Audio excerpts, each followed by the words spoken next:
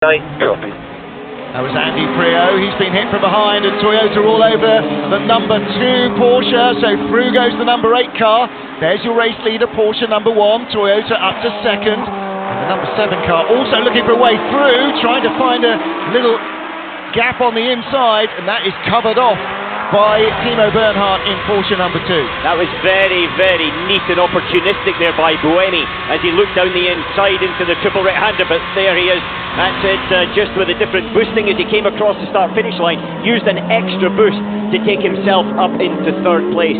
So now it's Porsche, Toyota, Porsche, but Porsche's coming back round the outside, down through turn 2. He won't be able to get it done, he won't be in the inside, into the S's. Fantastic racing from the LMP1 cars. Timo Bernhardt now shuffled down to 4th place from 6th on the grid. Mike Conway with the fastest first sector of the race.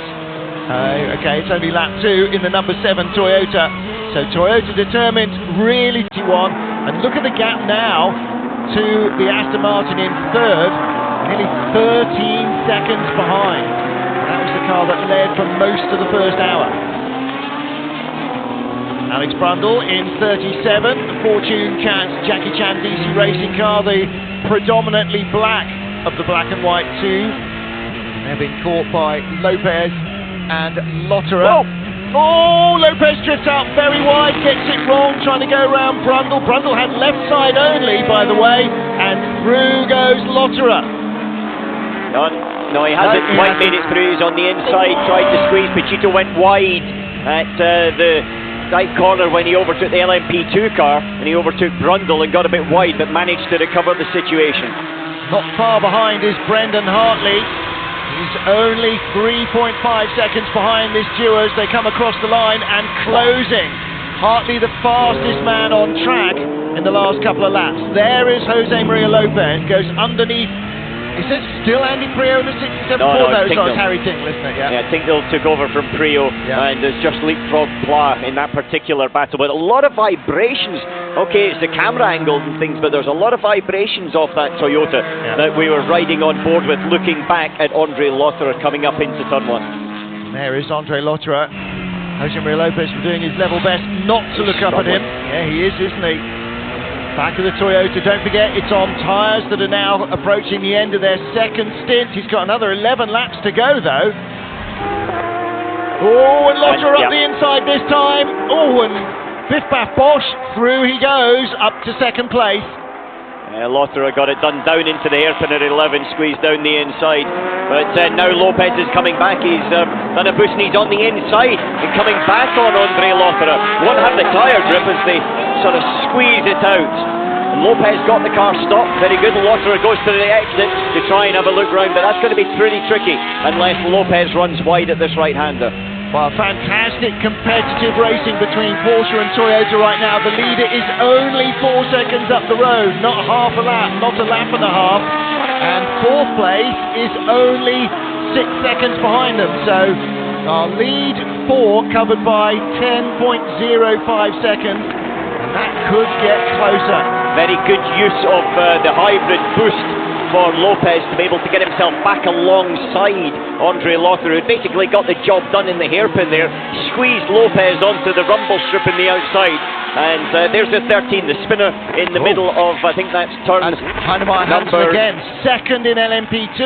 13. Oh, and a bit of a 6s and 7s with the number 25 car, Roberto Gonzalez, who has been in that Manor car from the start. That's a 2nd spin for Heinemeier Hansen. We saw him spun on the outlap at turn 6, and now at turn 13 he's managed to get himself back onto circuit, and I would suspect those tyres are probably at the best of them taken out of them already. Well, he was lapping Roberto Gonzalez there and didn't quite get around cleanly. The battle again for 2nd place is rejoined, Lotterer with Lopez. And we saw when we were down at the hairpin yesterday, Alan, how much more stable on this bumpy braking area the Porsche is.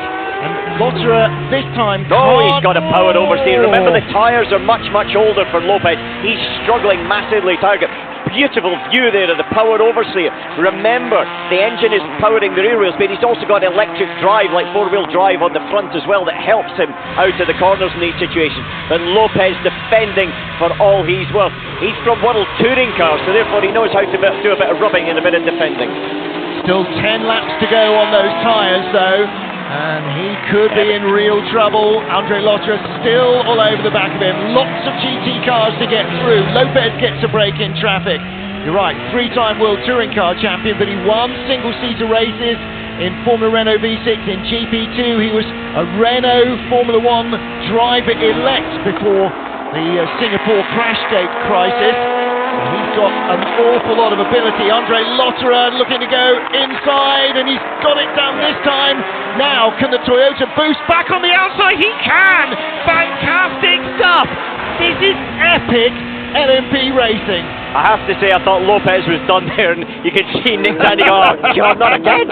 But Lopez is doing everything he needs to do, but this is the opportunity in the traffic now, where Lopez has really got to look left and right. Here's the radio for Lopez. I just can't see. I turn it. I get a month over. I can't turn. I don't know what to do. They try to increase the slip. They try to increase the slip. It's on the traction control. Must be something there with the way the systems are acting. Yeah. And they're trying to increase the slip so that it doesn't overreact. But he's got no grip left whatsoever. Here's Lotterer coming down into the hairpin. Something will happen here. And the next car in shot will be Brendan Hartley in the number 2 Porsche. Number 1 trying to go the long way around the outside. There is the number 2 Porsche, and Hartley is closing really fast. 150.2 on the last lap. These guys doing a 51.5 and a 51.9. Lotterer this time has got the overlap. Where is the hybrid boost from the number 7 Toyota? He can't come back. Oh! Bit of debris falling off the back of the Toyota, possibly. Yeah, no, he ran over it there, but Lotterer boosted. You saw a big acceleration, then the Toyota boosted afterwards. But Lopez is looking to the inside, and he's going for it. They're squeezing up against it.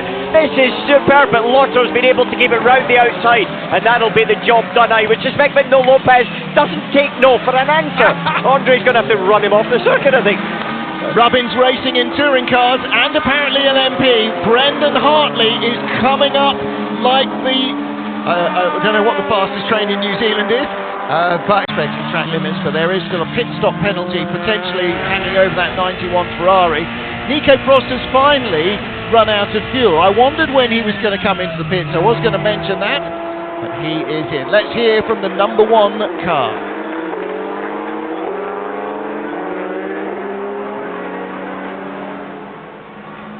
Didn't have much to say for themselves there. You can see Andre Lotterer is ready to take over from Neil Jani. I'm assuming that was a come into the pits message as he puts a lap on the number 7 car. Let's try and hear what he had to say. See the box button, and boxes up, driver change. Figured that might be pretty much what we got to. We could all have anticipated that. Box this lap, driver change. We could see Andre Lotterer. Gustavo Menezes got the break in traffic. He's 10.5 seconds clear. His last lap, by the way, a 157.3 to the 58.8 and 0.9 of the 2 Rebellions. But of course, they were behind David Cheng on that last lap. This lap, they're not. There's hearing from Louise in the pits. Tell us about number 38, the Jackie Chan DC racing car. Well, I can half tell you. I know that it's not to do with the pit stop window and the safety car. There was another infringement. That I'm not sure on at the moment. All right, we'll catch up with that. Thank you. As Timo Bernhardt moves up to 3rd place ahead of Mike Conway's number 7 Toyota. And as before, the 7 car is coming back at the Porsche. Conway, like Jose Maria Lopez before him, like Kazuki Nakajima was doing, trying to find his way back, and he throws it up the inside of the number 2 car. And it's fantastic, Alan, to see the way the 2 different cars handle differently on each of the corners of the circuit. Well, it's also about their boosting strategy, where they actually allow the electric boost to activate.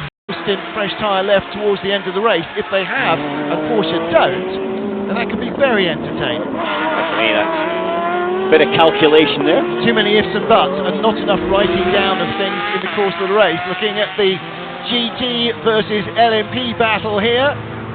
1 Porsche going outside, 1 Toyota going underneath. Oh, yikes! Andre Lotterer, the race leader. Oh, is there a collision there? Yeah. There was a little bit of a tap between the Toyota. The Toyota looked to take the opportunistic.